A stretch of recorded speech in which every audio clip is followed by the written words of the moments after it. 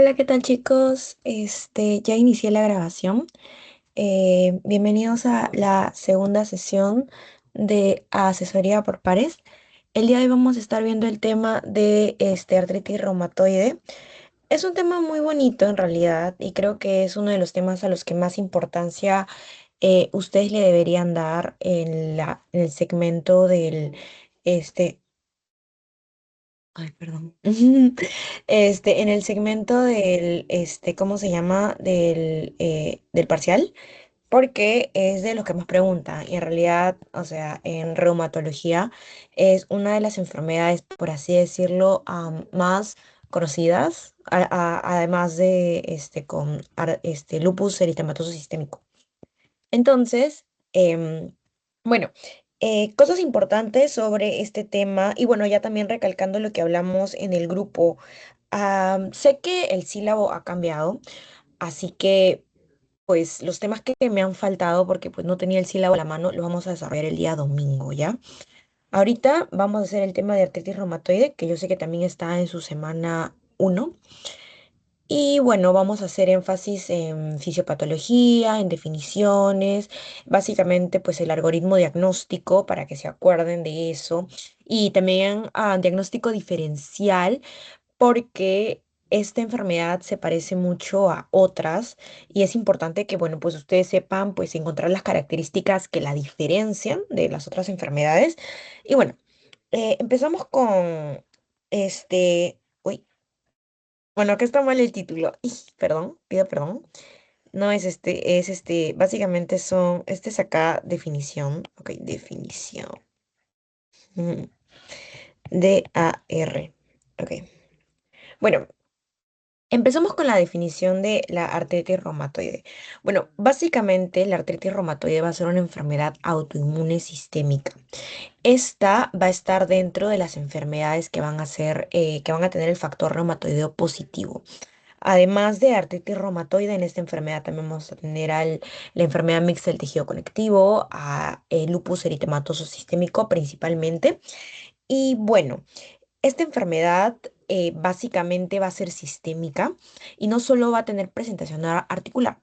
Eso quiere decir que el paciente cuando venga a consulta no va a venir solo por el dolor articular como tal, sino también por clínica extraarticular. Y de hecho muchas veces cuando el paciente se llega a complicar es por las manifestaciones o bueno, la afectación extraarticular que luego desencadena en afectación a órganos importantes como por ejemplo el riñón por el acúmulo de amiloide, que luego genera falla renal y eso es lo que el paciente le desencadena en un estado pues que puede poner en riesgo su vida. Ok, entonces, recordar, como ya les mencioné, que artritis reumatoide va a ser una enfermedad autoinmune sistémica, ¿ok? Y va a afectar tanto la parte articular como la parte extraarticular, ¿ya? Y esta, ¿qué va a generar en nuestro cuerpo? Va a generar una inflamación crónica, una deformidad y una erosión. Y el blanco principal de esta enfermedad va a ser la membrana sinovial. ¿Ok?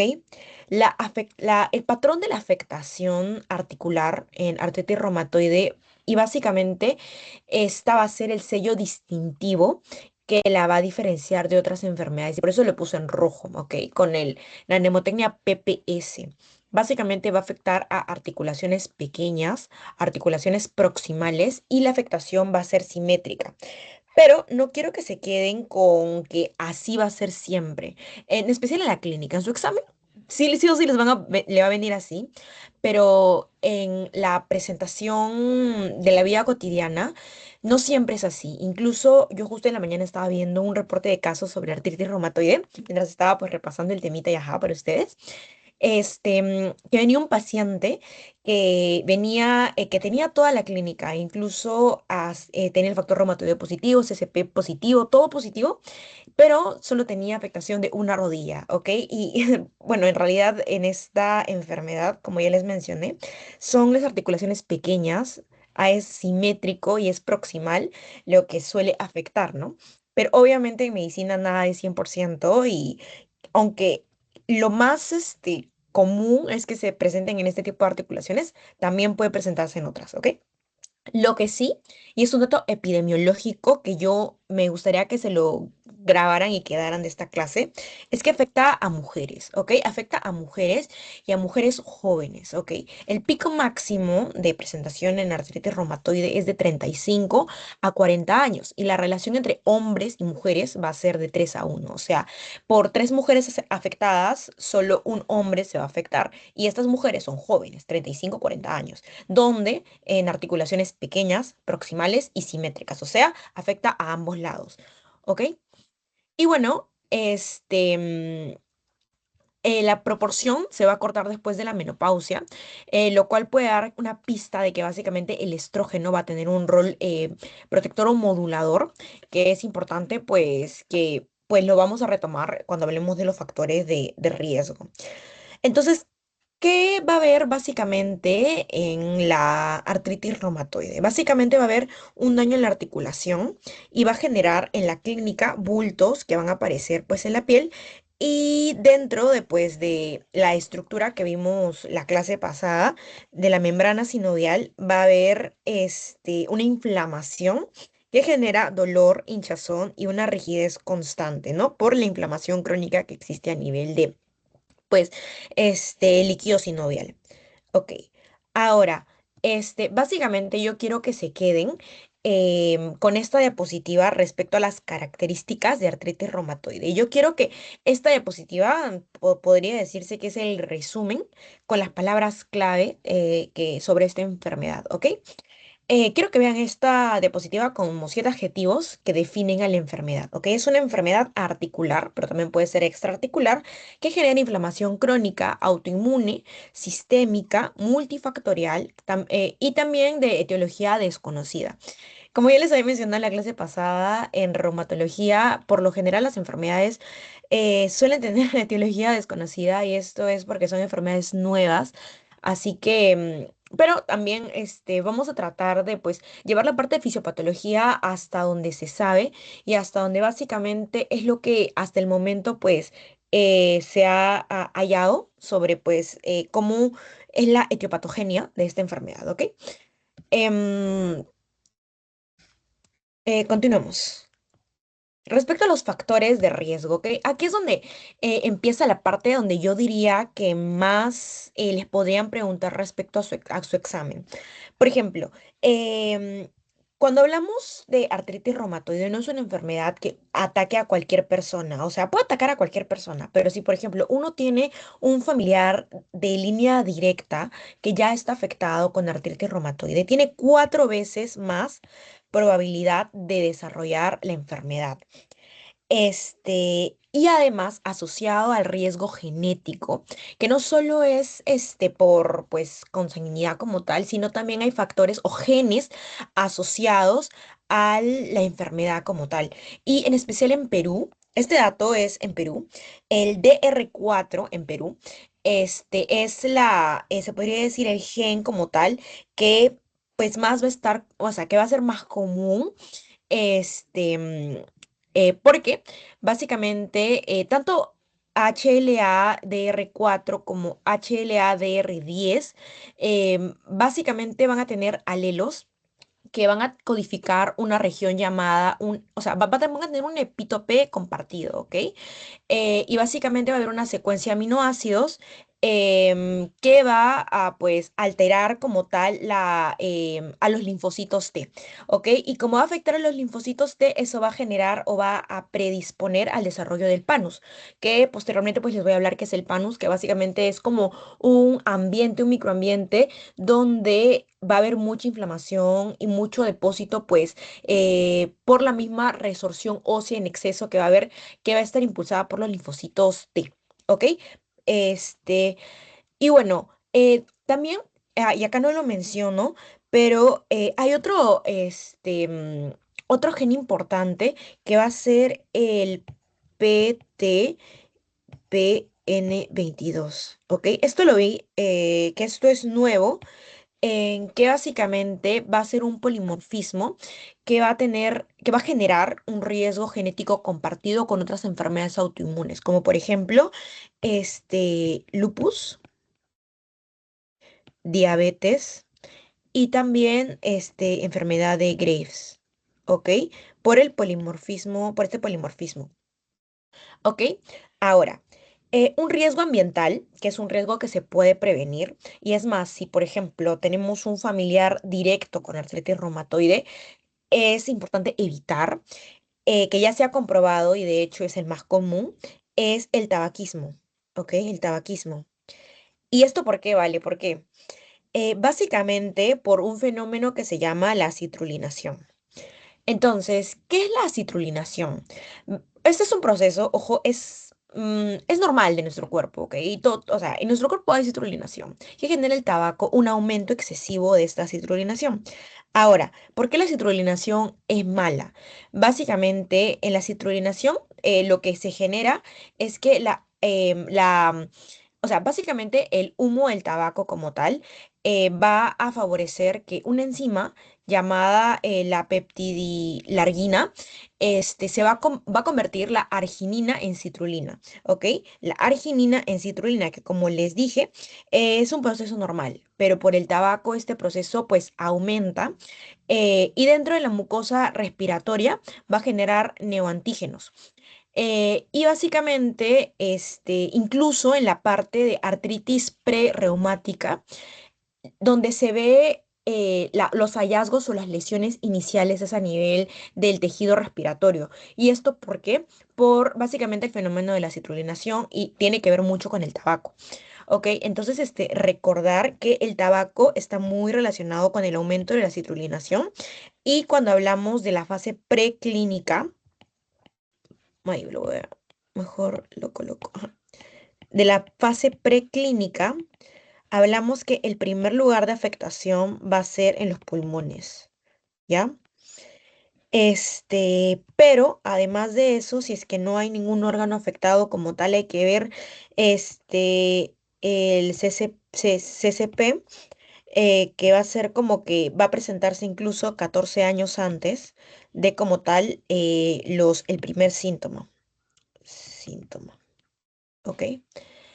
Ok, ahora, hay infecciones que de hecho la más comprobada actualmente es la Porphyromonas gingivalis y el virus de la hepatitis B, en especial la primera, porque incluso se ha visto que las personas que ya tienen como tal artritis reumatoide tienen que tener un seguimiento constante con el odontólogo para evitar este tipo de infecciones. Estas infecciones, como dice su nombre, afectan la cavidad oral y es importante que no solo cuando, o sea, cuando ya se tiene riesgo, sino también cuando ya se tiene la enfermedad, que se haga seguimiento constante para evitar estas enfermedades, que de hecho esta, como ya les mencioné, es la más, con más evidencia científica que luego puede producir pues la fase clínica como tal de la artritis reumatoide o agravar la enfermedad cuando ya esté en remisión. La idea de fondo de todos estos gatillantes es el mimetismo molecular que estos van a tener. O sea, como tal, el sistema inmune podría decirse que es como un vaso, ¿ok? Un vaso que no solo a la primera comienza, porque en realidad el sistema inmune lo que tiene es por así decirlo, uno, o sea, el sistema inmune básicamente lo que hace es, o sea, ataca los patógenos, pero con los patógenos nuestros o como tal con nuestro propio organismo tiene esa facilidad de, ay, se me fue la palabra, am, es como que es tolerante, ahí está, perdón, tiene esa tolerancia hacia, pues lo propio, ¿no? Pero cuando pues ocurren este tipo de gatillantes, poco a poco se va a ir perdiendo la tolerancia y eso es lo que al final termina generando pues la enfermedad autoinmune donde se atacan pues las propias células del cuerpo. Y bueno, esto de acá luego lo voy a explicar al segundo golpe, ¿ok? Primero es como que en la fase preclínica un gatillante y luego tiene que haber un segundo gatillante para que aparezca pues la parte, como tal, la enfermedad propiamente dicha, ¿ok? Y bueno, ahora hablando pues de la etiopatogenia. Eso es básicamente lo que les acabo de explicar. Al inicio va a haber una susceptibilidad genética, ¿ok? Puede ser de que yo por A o B tenga, bueno, Pepito tenga un familiar que tenga artritis reumatoide y justamente, bueno, su mamá imaginemos que tenga artritis reumatoide y tiene el HLA-DR4, ¿ok? Pepito no necesariamente por tener eso va a desarrollar artritis reumatoide, pero sí, imaginemos que Pepito nunca se hace sus controles y Pepito fuma, ¿ok? Fuma mucho. Y eso a Pepito lo va a volver susceptible a luego pues desarrollar una citrulinación en exceso, como les mencioné, y luego pues va a ocurrir la respuesta inmune. Poco a poco se va a ir perdiendo la tolerancia que uno tiene, pues bueno, que el sistema inmune tiene lo propio, y esto va a generar que en un segundo golpe, pues se comience a producir estos autoanticuerpos, ¿ok? Tanto el factor reumatoideo como el ACPA o el CCP. Estos, que ya es como en una fase, por así decirlo, preclínica, o también en otros libros he visto que lo llaman artritis prerreumática, que aparece 14 años antes de como tal la fase clínica, que incluso em, cuando, por ejemplo, hablamos de una persona que ya tiene la enfermedad como tal, bueno, que ya tiene la predisposición genética a desarrollarlo, es importante que se le saquen estudios como estos de los autoanticuerpos, porque estos aparecen mucho antes de que siquiera algún síntoma como un dolor articular mínimo llegue a aparecer.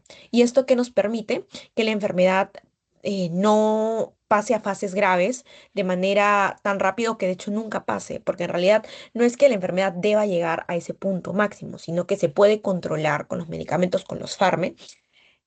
Y es por eso que es importante pues llegar al diagnóstico de la manera más oportuna posible para que pues luego no hayan las complicaciones.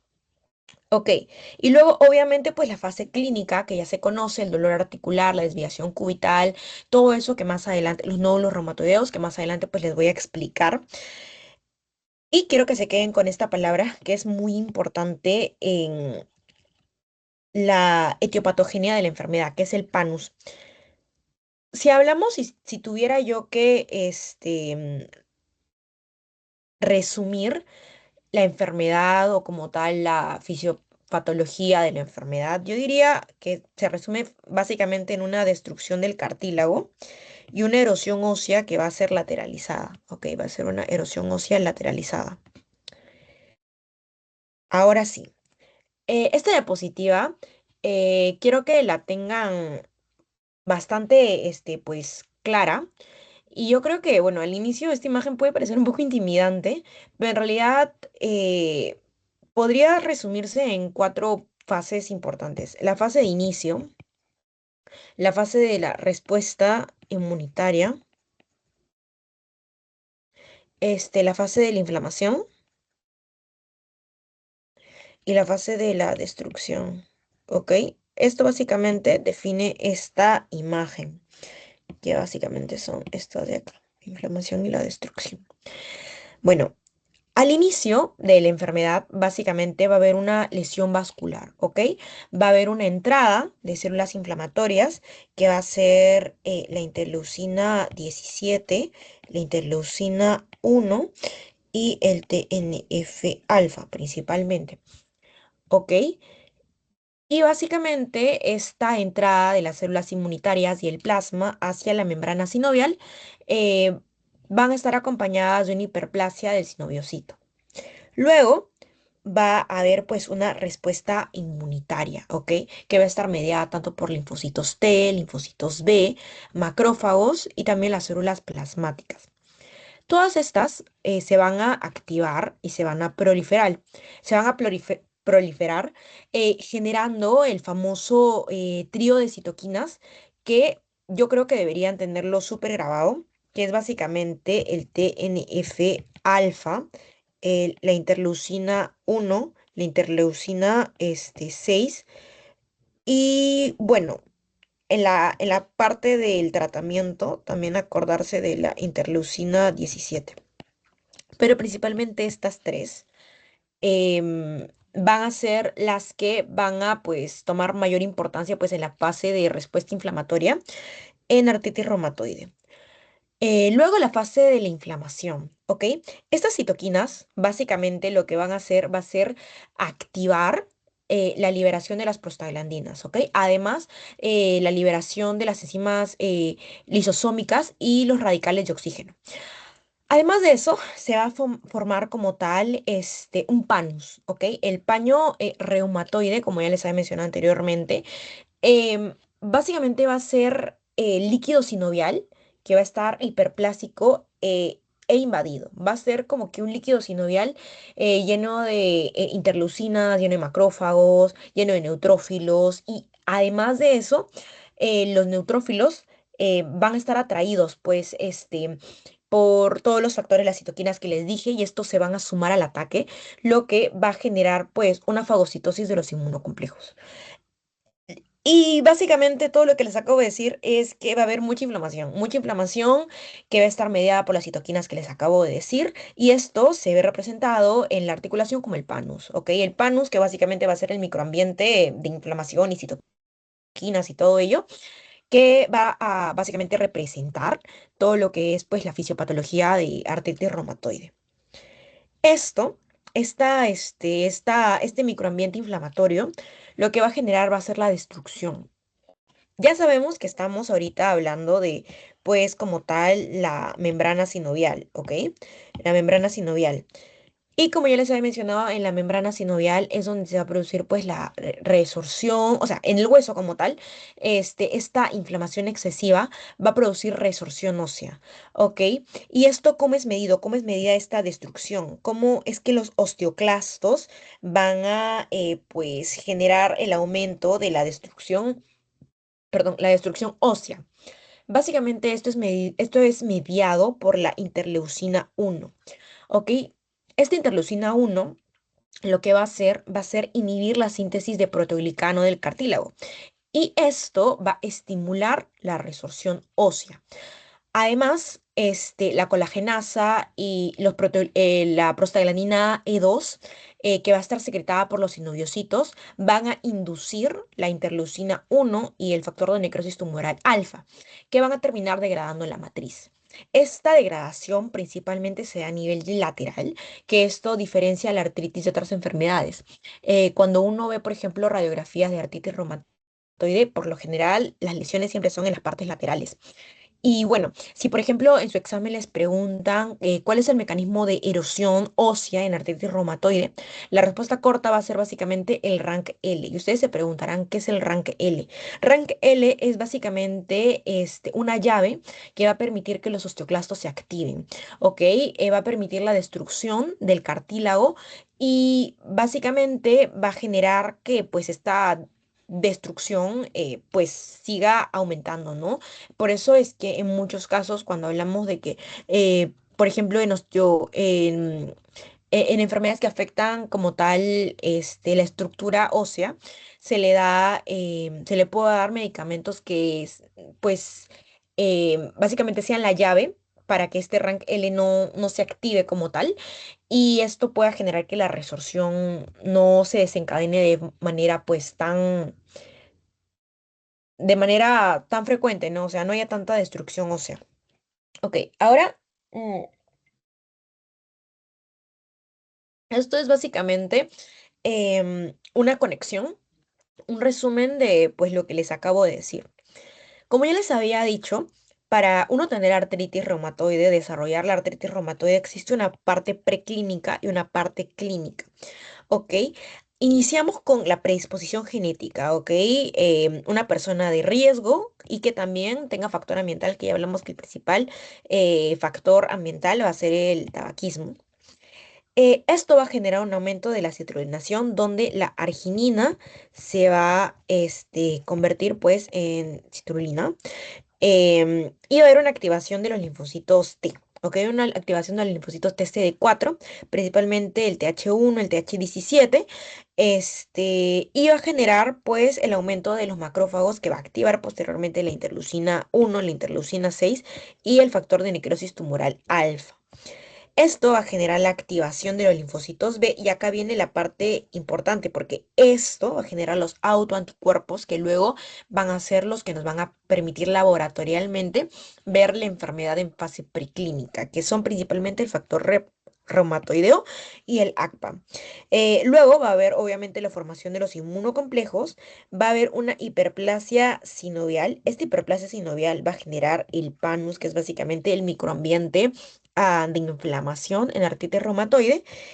Y bueno, también es importante ver la parte del que desde el panus van a salir dos vías finales de daño, que, bueno, básicamente acabo de mencionar, que es la MMP, que va a destruir el cartílago, y la RANK L, que mediante los osteoclastos va a generar la erosión ósea. ¿Ok? A la derecha tiene la tabla donde va a comparar básicamente la artritis reumatoide en una fase preclínica versus en una fase clínica. Y esto es importante porque básicamente resume el concepto de la ventana de oportunidad que nosotros vamos a tener. Porque si bien es cierto, en la fase preclínica hay riesgo genético, hay exposiciones ambientales, etc, etc, etc, y va a ser, incluso puede ser diagnosticable a nivel de resonancia magnética o en una ecografía, sin que el paciente tenga una clínica como tal. Y eso es importante y por qué se llama ventana de oportunidad, porque nos permite que si es que el paciente ya tiene factores de riesgo, estos no progresen a la fase clínica. Y bueno, si es que el paciente ya tiene clínica, eh, y si es que el diagnóstico sea de manera oportuna, permitir de que luego no hayan complicaciones adicionales que puedan poner en riesgo pues la vida del paciente. Ahora, esta imagen básicamente es pues un resumen también de lo que les acabo de decir, la patología articular. Cuando hablamos de la resorción ósea que les acabo de mencionar, obviamente el hueso va a tratar de regenerar el tejido y bueno, después de la inflamación como tal aguda que existe en la membrana sinovial, o sea, la sinovitis, y el inicio como tal de los cambios proliferativos en la artritis reumatoide, esta inflamación va a progresar a la formación, pues que ya les mencioné, del panus. Y luego, bueno, pues va a haber una destrucción del cartílago que va a ser leve. ¿Qué pasa después de que ya se genere el panus? ¿Cómo es que esto evoluciona? Básicamente con la destrucción de pues el espacio que existe entre el hueso y el hueso, generando una anquilosis ósea. ¿Ok? Donde básicamente el espacio que había entre el hueso y el huesito no va a haber, o sea, tampoco va a haber líquido sinovial. Y también, como va a haber mucha destrucción ósea, la osteoporosis va a aumentar. Y es por eso que en muchos casos una paciente, de hecho una vez yo tuve, cuando roté en reumatología, una paciente que tenía artritis reumatoide, incluso se le veía en su mano en desviación cubital, que se había caído de su cama y se había roto la cadera. Y esto es básicamente porque por la misma resorción ósea y por la misma vía de rank L que existe por el panus, el huesito va a terminar como una galletita, o sea, va a haber mucha osteoporosis que luego va a generar fracturas patológicas en los pacientes. Ahora, ¿cómo es que se ve básicamente el panus a nivel de pues, anatómicamente hablando, ¿no? Básicamente en el panus, lo que va a haber básicamente va a ser tejido de granulación y tejido fibroso, ¿ok? La destrucción eh, dentro de los cartílagos articulares, básicamente va a generar pues el reemplazo del tejido por uno fibroso y de granulación. Y va a generar también un borrado de los espacios articulares, que es lo que básicamente les había mencionado acá, que se llama anquilosis. ¿Ok? Y a nivel también de pues la membrana sinovial va a haber una proliferación de las vellosidades con unas numerosas cantidades de células plasmáticas y linfocíticas. Ahora, pasamos a la parte clínica, ¿ok? La parte, yo podría decir que la más preguntada de todo el tema y la que yo creo que deben tener más claro, porque en sus casos clínicos en el examen no les van a decir, bueno, sí les pueden decir que el paciente tiene artritis reumatoide, pero cuando quieren que ustedes diagnostiquen, lo que les van a dar va a ser pues esta clínica que, si bien es cierto, ya les dije, no es definitoria, es importante que la tengan en cuenta. Esta clínica, básicamente, la mnemotecnia que yo les podría dar es básicamente la que define el simeritem. Simeritem. Que básicamente va a componer 9 aspectos de la enfermedad. S por simétrica va a afectar a ambos lados del cuerpo. Inflamatoria, obviamente por la sinovitis, va a afectar principalmente manos y pies porque ya sabemos que afecta articulaciones pequeñas. Va a ser erosiva, por lo mismo que va a ser una enfermedad inflamatoria. El dolor, obviamente inflamatorio, se caracteriza por tener una rigidez matutina mayor a 1 hora. El inicio va a ser insidioso, no es una clínica aguda, o sea, incluso ya les mencioné que de la parte preclínica, la clínica son 14 años los que se necesitan para que recién el paciente tenga síntomas. Luego, el inicio temprano del tratamiento es crucial. Va a haber un daño en la estructura y va a haber una movilidad limitada, ¿ok? Y bueno, acá hay como un pequeño resumen de las características que pues va a tener el paciente, ¿no? Por ejemplo, en la mano va a tener manos en cuello de cisne, va a tener también una ráfaga cubital con una desviación cubital, va a respetar las interfalángicas distales y también va a tener pues los nódulos reumatoideos. Ahora, me gustaría detenerme en 3 puntos importantes que yo creo que van a ser los que más les van a preguntar. El primero es respecto a la rigidez matutina. ¿Ok? La rigidez matutina es un dato semiológico para básicamente diferenciar el patrón inflamatorio del patrón mecánico, que de hecho es un tema que ustedes han visto en su primera clase, según lo que me pasaron del sílabo. Básicamente, en una artrosis, la rigidez va a durar minutos. En cambio, en una artritis, la rigidez va a durar horas. Y además de eso, hablando, por ejemplo, de qué es lo que mejora el dolor, si hablamos de una artrosis, o sea, un componente mecánico, el dolor va a mejorar va a mejorar, en una artrosis, el dolor va a mejorar al movimiento, no, perdón, va a mejorar al descanso, ¿ok? Cuando es un dolor mecánico, mejora el descanso, o sea, el paciente ha tenido un trajín, muy importante en el día y cuando ya llega a su casa, descansa, el dolor baja. Pero en una artritis, el paciente se despierta en la noche por el dolor. Y esto es básicamente porque el dolor va a empeorar al descanso, o sea, mejora al movimiento. ¿Ok? El segundo dato importante es que en esta enfermedad se van a respetar las interfalángicas distales. Esto es un dato de examen que yo creo que es importante que lo tengan en cuenta. Y esto es básicamente porque nos puede ayudar a diferenciar entre una artritis reumatoide, una artrosis y una artritis psoriásica, ¿ok? Y esto lo voy a reforzar más adelante en el diagnóstico diferencial. Y el tercer dato que les quería mencionar era respecto a las deformidades en la mano, que ya les mencioné que principalmente, bueno, son en cuello de cisne, también puede ser en el pulgar en Z, este, también la deformidad en ojal y la desviación cubital, que es muy característica de la enfermedad.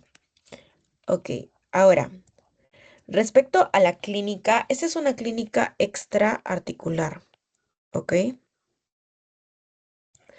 La clínica extraarticular, básicamente, yo acá lo dividí en los segmentos que creo yo que son los más importantes. Primero está el segmento ocular, que es básicamente una epiescleritis o también llamada ojo rojo indoloro y también una escleritis que va a ser pues dolorosa o grave. En el caso de, bueno, pues epiescleritis versus escleritis, es que, bueno, yo quiero que diferencien uno del otro. En una episcleritis, básicamente, el ojo, como ya les mencioné, va a estar rojo, va a ser indoloro y va a estar autolimitado. Mientras que en una escleritis va a ser ya más, va a ser, perdón, va a haber una clínica más, o sea, va a ser más doloroso, va a ser más grave, incluso puede, pues, llegar a perforar la esclera con una escleromalacia. Esta distinción es importante porque en muchos casos les pueden llegar a preguntar, por ejemplo, el paciente viene con dolor ocular, o sea, bueno, básicamente eso pues, es que el paciente viene con dolor ocular muy fuerte.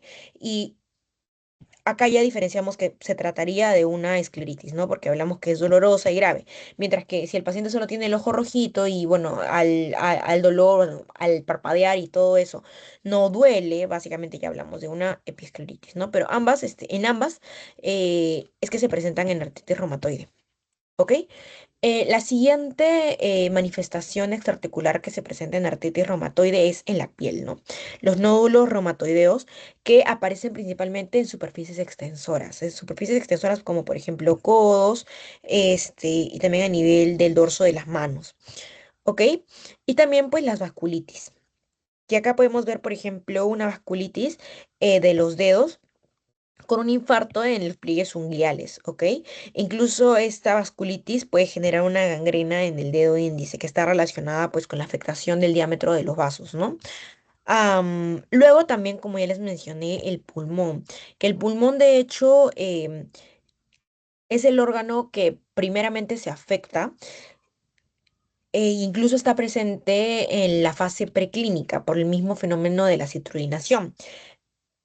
Y acá en la parte pues respiratoria es donde se presenta el síndrome de Kaplan, que básicamente va a ser una neumoconiosis asociada a nódulos reumatoideos. Y básicamente en la radiografía lo que se ve es nódulos con polvo mineral en su interior. Además, en artritis reumatoide se puede presentar complicaciones, como por ejemplo un derrame pleural acompañado de una glucosa baja, una enfermedad intersticial y obviamente el síndrome de Kaplan que ya les expliqué, que es básicamente una neumoconiosis asociada a nódulos reumatoideos.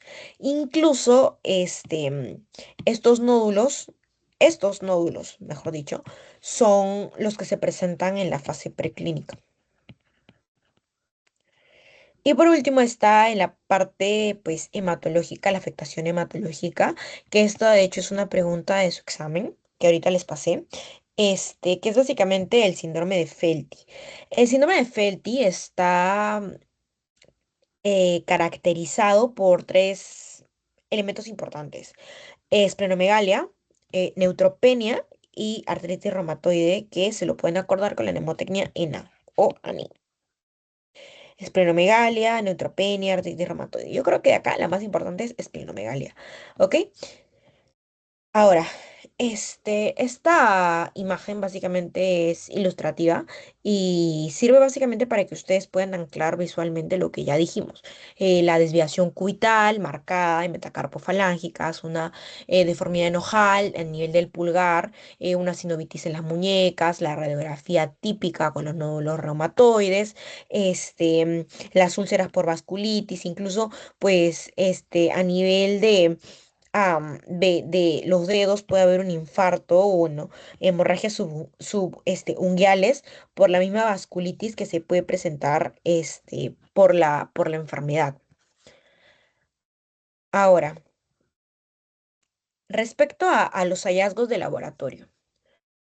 Ok, estos dos anticuerpos, tanto el CCP, que es también llamado el ACPA, o el factor reumatoideo, el FR, o sea, es prácticamente garantizado que se lo pregunten en su examen. Y ahora, ¿cuál es la diferencia entre uno y el otro?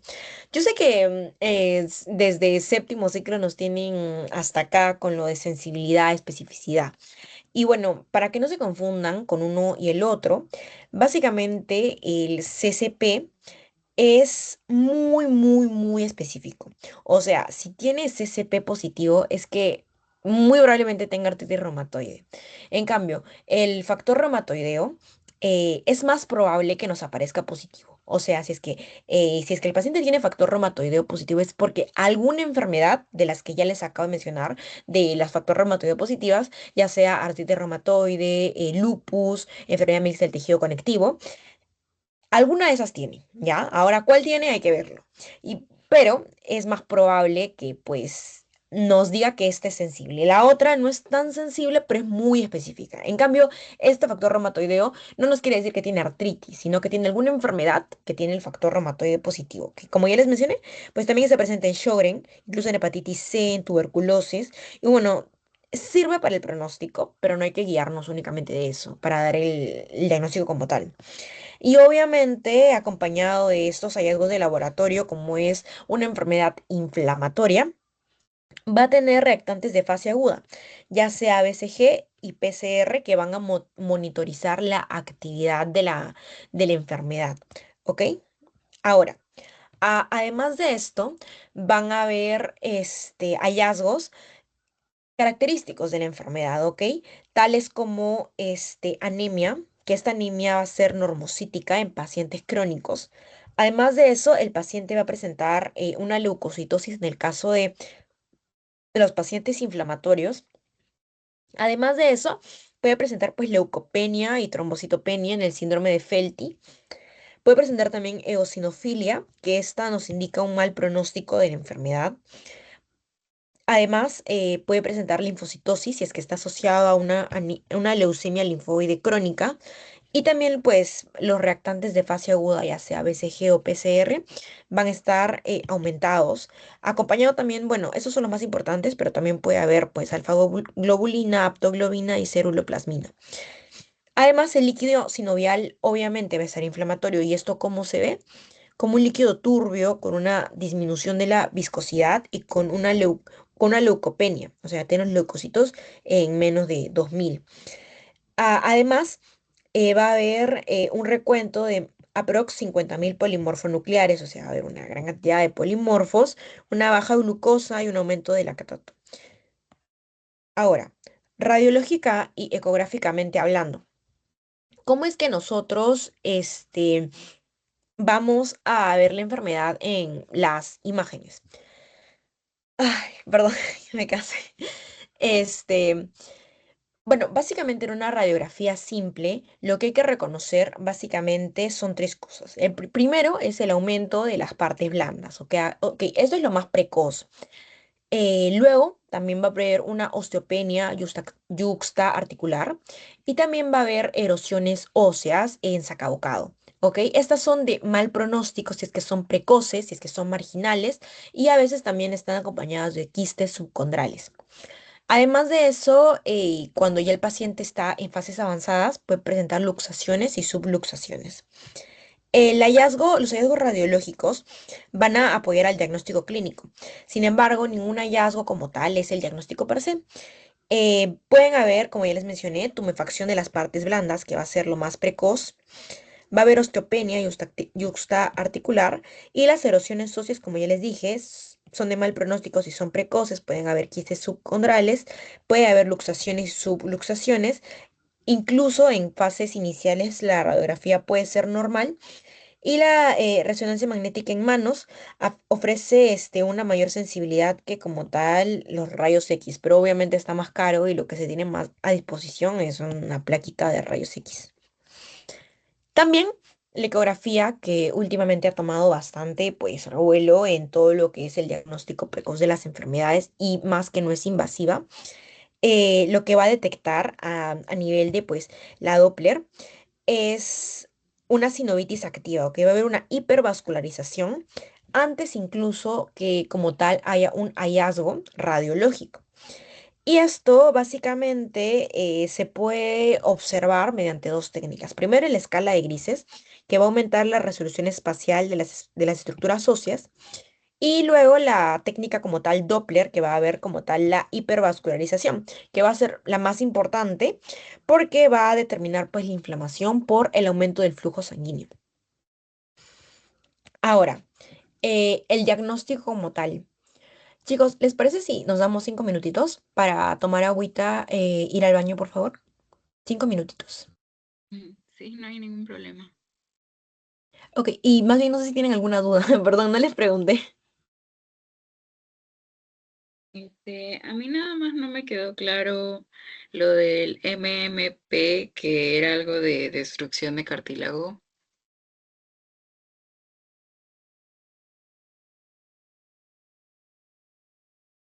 Ah, ya. Bueno, básicamente lo que acá estaba dando, o sea, estaba tratando de explicar era básicamente que el panus, como ya les mencioné, es la estructura o el microambiente inflamatorio que pues, un ratito, que existe em,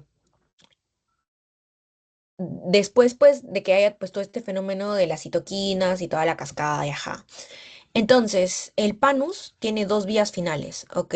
Que van a generar el daño, o sea, el daño de la inflamación como tal del microambiente, se da por dos vías. Una es la de rank L que va a generar por los osteoclastos la erosión ósea y la otra es la del MMP que va a destruir el cartílago. O sea, Ah, ok. más que nada, esta parte es, o sea, solo son dos vías. La MMP, que va a generar destrucción del cartílago, y el rank L, que va a generar la erosión. Ah, ok, ok. Ya dale, ya me quedo claro. Gracias. Ok, ok, ok. Entonces, 5 minutitos. Nos vemos 9:55. Sí.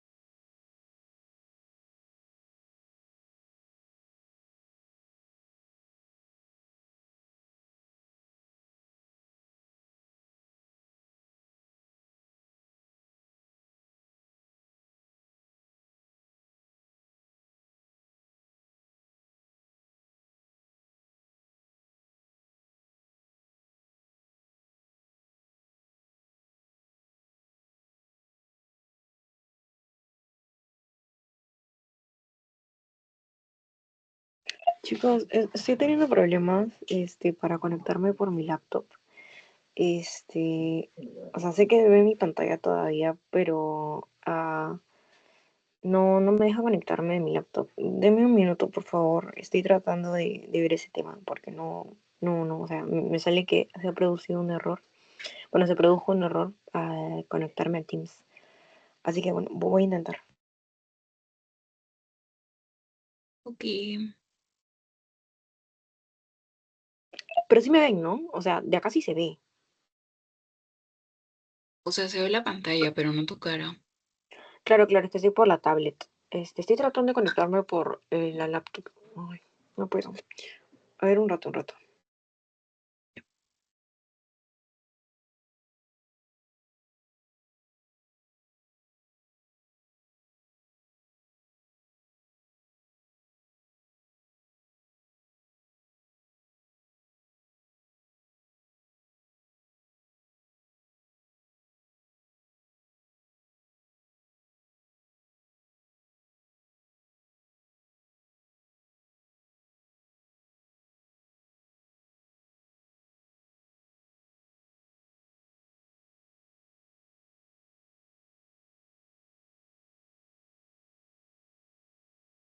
Ah, ya pude conectarme. Wow, ya, ahora sí.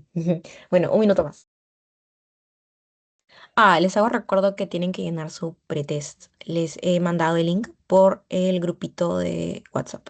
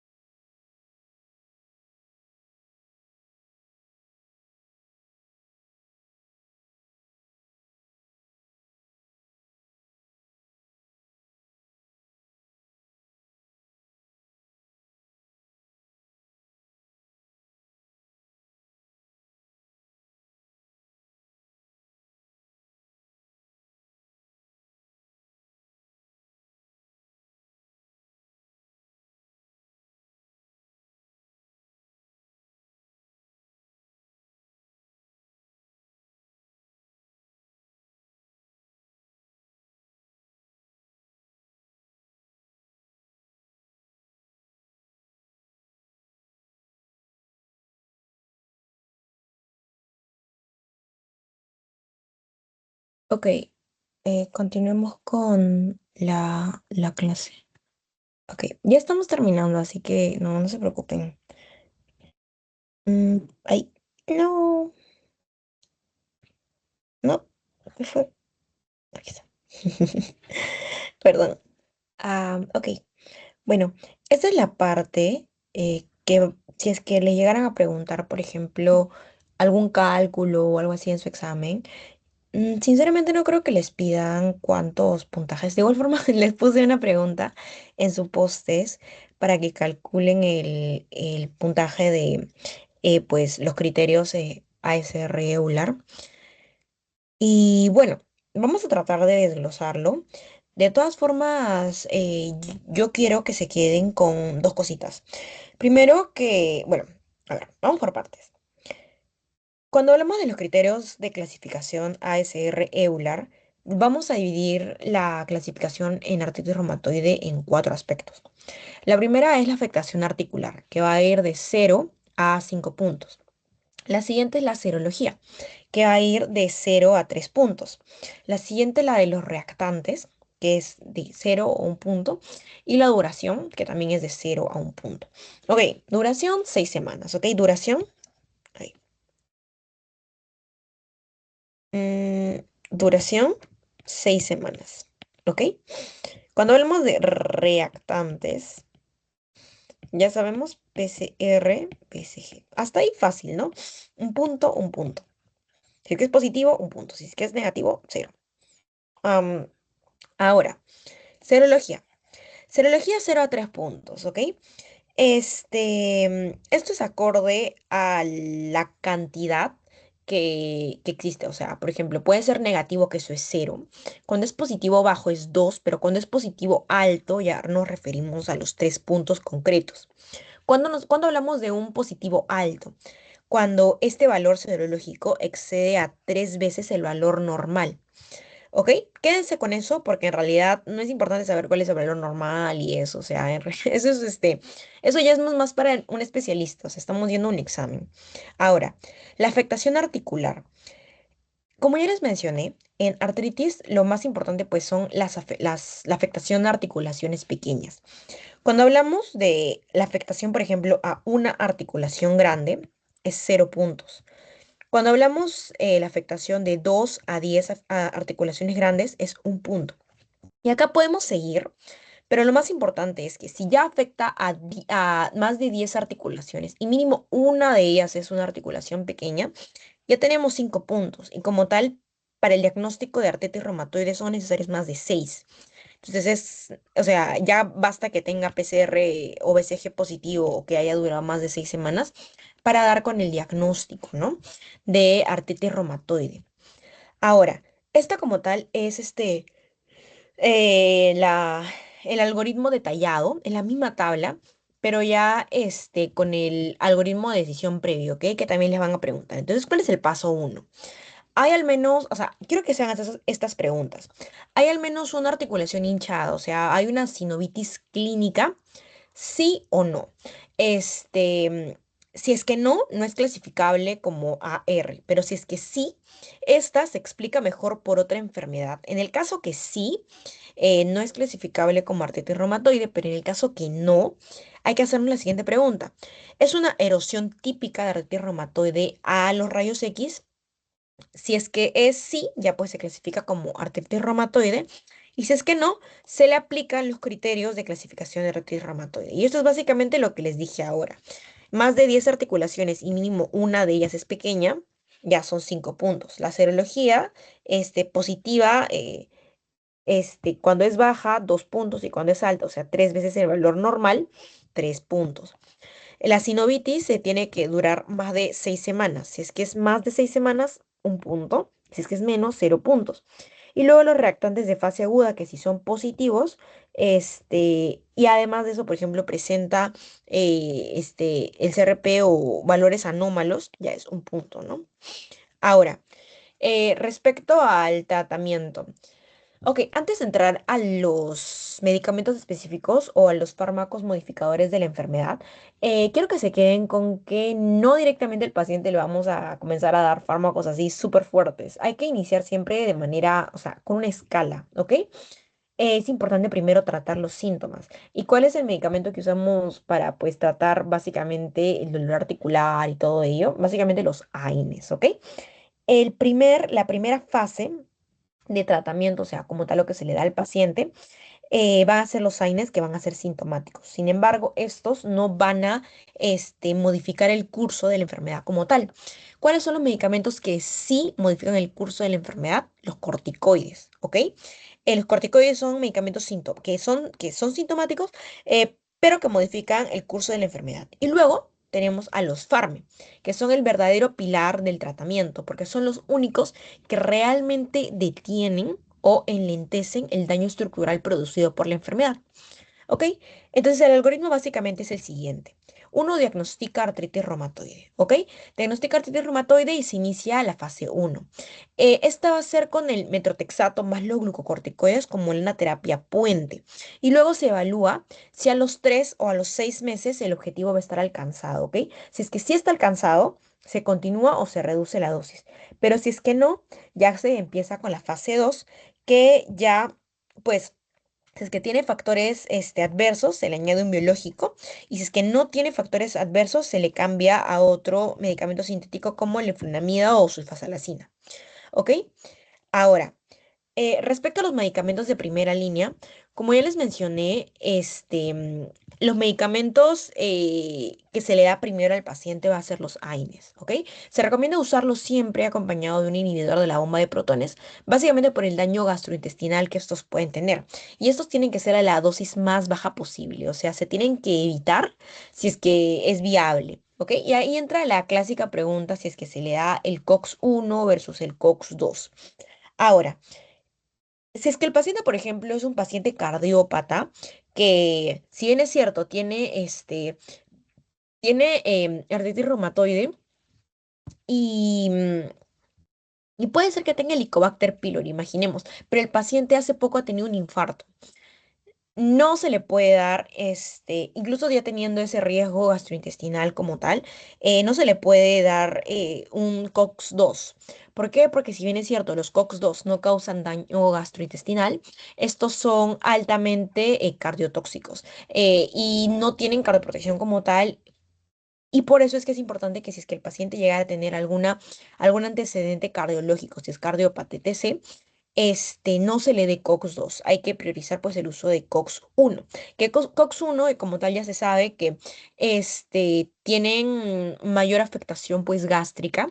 Y bueno, o sea, son más cardioprotectores por lo mismo que no, pues no dañan tanto como los COX-2. Ahora, los corticoides. como ya les dije, son medicamentos sintomáticos que van a modificar el curso de la enfermedad. Al paciente se le puede dar prednisona o prednisolona a dosis bajas como terapia puente y estas van a modificar el curso de la enfermedad, pero va a ser muy poquito, ¿ok? Y bueno, recordar que la desviación en la artritis va a ser cubital, ¿ok? Cubital. Ahora, eh, por último, dentro de pues, la escala de los medicamentos, tenemos a los que son los medicamentos, bueno, los fármacos antirreumáticos modificadores de la enfermedad. Estos no solo van a aliviar los síntomas, sino también van a modificar el curso de la enfermedad. Y bueno, básicamente este es el bloque más largo de tratamiento porque es el que realmente cambia el pronóstico del paciente. Em, y bueno, esta es la diferencia clave que tiene frente, por ejemplo, a los AINES y a los corticoides, que estos van a detener la enfermedad, incluso van a modificar su curso. El más conocido y el medicamento ancla como tal es el metotrexate. El metotrexato básicamente es la monoterapia inicial de elección en la mayoría de los pacientes, ¿ok? Este no solo es económico, sino que también tiene una toxicidad grave que es muy poco frecuente y además tiene va a potenciar el efecto de cualquier otro fármaco cuando se combina con pues cualquier otro medicamento como el eflunamida. Además, recordar que, por ejemplo, sus RAMs principales son hepatopatía, anemia, mucositis gastrointestinal. Pero bueno, en realidad, si hablamos de pues, los pros y los contras, el metotrexate es pues, la opción más accesible a los pacientes. Luego, tenemos otros medicamentos como los sintéticos que son la leflunomida, que es un inmunosupresor anti-linfocitos T. Este va a ser la segunda línea y el RAM principal que tiene este es que causa hepatopatía. Otros inmunosupresores, si es que hay una enfermedad sistémica además, son la ciclofosfamida, la ciclosporina y la satioprina. Además, dentro de estos fármacos, como ya les mencioné, pueden ser dividirse en dos, en los sintéticos y en los biológicos. Cuando hablamos de medicamentos sintéticos, tenemos a los convencionales y a los dirigidos. ¿Ok? En los convencionales tenemos al metotrexate, que como ya les dije es el gold estándar. Luego tenemos a la leflunomida y la sulfasalazina. Mientras que a los medicamentos dirigidos tenemos a los inhibidores del JAK, como por ejemplo el tofacitinib. ¿Ok? Ahora, por otra parte, los medicamentos biológicos, tenemos a los medicamentos que, por ejemplo, van a actuar, son anti-interleucina 6 y por eso les decía que era importante que se grabaran, pues, las citoquinas que actúan en el curso de la enfermedad, porque luego van a haber medicamentos que van a atacar específicamente ciertas citoquinas, o en el caso del factor de necrosis tumoral. En el caso del factor de necrosis tumoral, los medicamentos biológicos que lo atacan va a ser el infliximab, el etanercept y el adalimumab. Por otra parte, los anti-interleucina 6 son el tocilizumab y los anti-CD20 es el rituximab. Ok. Ahora, en los diagnósticos diferenciales de la artritis reumatoide. Vamos a hacer, y por lo general en los videos que pueden ver en internet, siempre se les hace pues esta diferenciación entre artritis reumatoide, lupus, eritematoso sistémico por ser las enfermedades reumatoideas más comunes. Luego tenemos a la artritis psoriásica y a la gota. Estas por lo general son las enfermedades que más se suelen confundir porque tienen clínica relativamente similar. Cuando hablamos de una artritis reumatoide, el patrón que va a tener el paciente va a ser una poliartritis sistémica, ¿ok? Y las articulaciones típicas a las que más va a afectar van a ser articulaciones pequeñas, ya sean muñecas, metacarpo, interfalangicas proximales y metacarpo falángicas proximales, perdón. La rigidez matutina va a ser mayor a 1 hora, va a haber erosiones óseas ya les dije, van a ser marginales. Los anticuerpos va a ser positivo para el factor reumatoideo y el CCP positivo. Y el dato clave es que básicamente el CCP va a estar muy alto y el paciente va a tener erosiones, que ya se sabe que son marginales. Ahora, respecto al lupus. El paciente en lupus va a tener, sí, una poliartritis simétrica, igual que esto, puede afectar quizás a las mismas articulaciones, pero ¿cuál es la diferencia con lupus? Que básicamente este va a tener ANA positivo y el anti-DCNA, bueno, el anti-DNA de doble cadena positivo, que esto no lo va a tener artritis reumatoide, ¿ok? Entonces, yo diría que esta es como que la diferencia principal entre ambas enfermedades. Obviamente la clínica es muy diferente, pero es que a veces, muchas veces la clínica suele ser florida, entonces por eso es importante guiarnos pues de los anticuerpos, de los anticuerpos. Luego, en lupus, también importante recordar el compromiso va a ser multisistémico, que incluso en lupus existe lo que es la nefritis lúpica, que va a ser una complicación muy frecuente de lupus, ¿ok?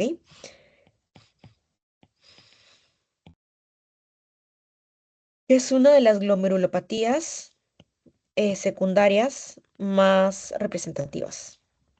Luego, por otra parte, tenemos a la artritis psoriásica, que como patrón va a presentar una afectación óligo o poliarticular, que puede ser asimétrica, ¿ok?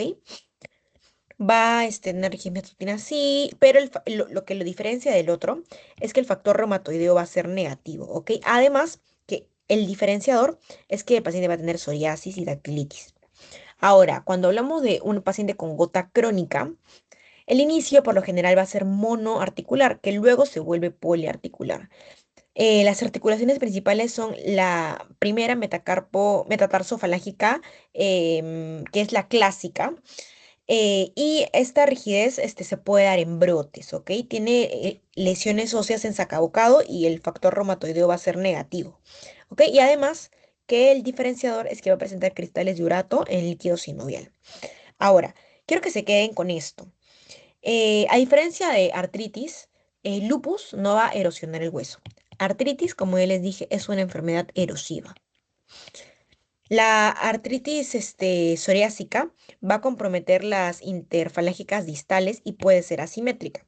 La gota se va a confirmar con los cristales de urato y el CCP o el ACPA positivo ya lo primero que nos va a hacer pensar, si es que es alto, muy alto, es en artritis reumatoide.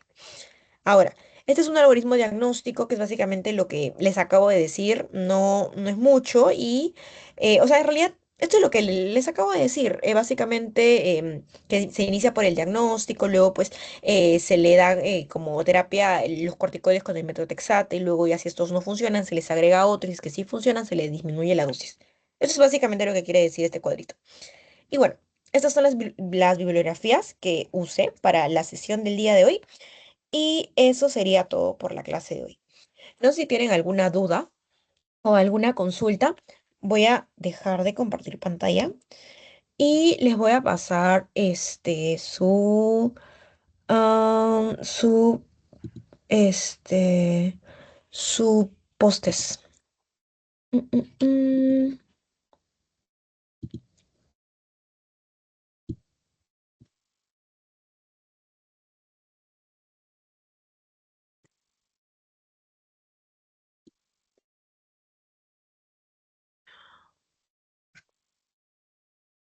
Ya les pasé el postes por el grupo, chicos. No sé si tienen alguna duda o alguna consulta.